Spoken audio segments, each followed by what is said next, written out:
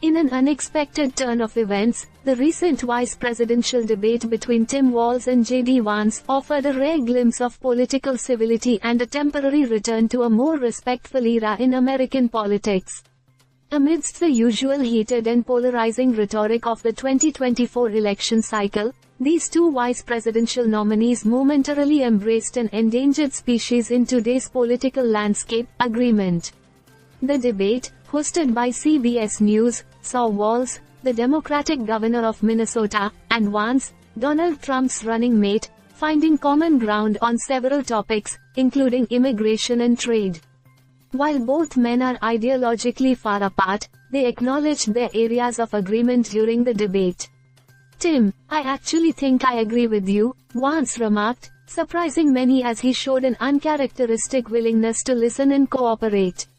Walz, too, reciprocated, saying, "Much of what the senator said right there, I'm in agreement with him." Though the cordiality was striking, it was also somewhat superficial.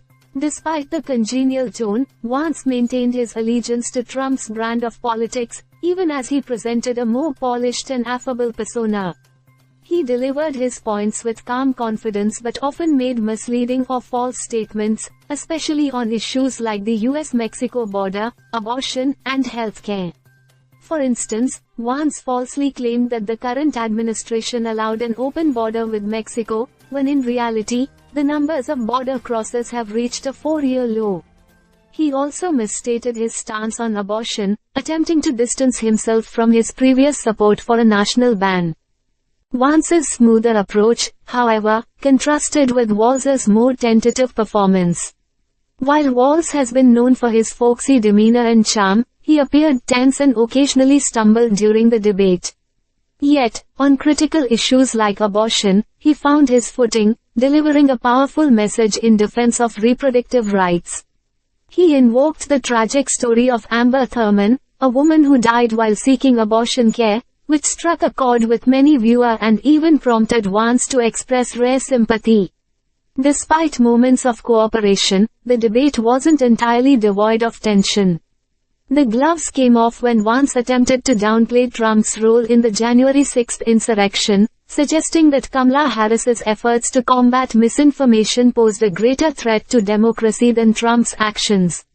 Walz seized the moment, calling Vance's evasion a damning non-answer, one of the few times the debate leaned into the sharp political divide that defines this election season. Ultimately, this debate showed fleeting signs of a return to civil discourse, though it was clear that beneath the surface, both candidates remained steadfast in their positions. While J.D. Vance's smoother style may have won him some favor, the substance of his message remained aligned with Trump's agenda.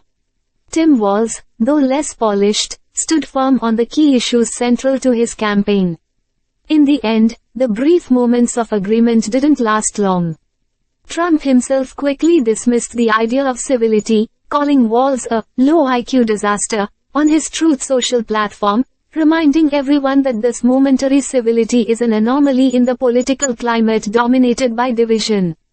However, for a short time, the debate allowed Americans to hope that politics could once again be about respectful discussion, rather than constant animosity.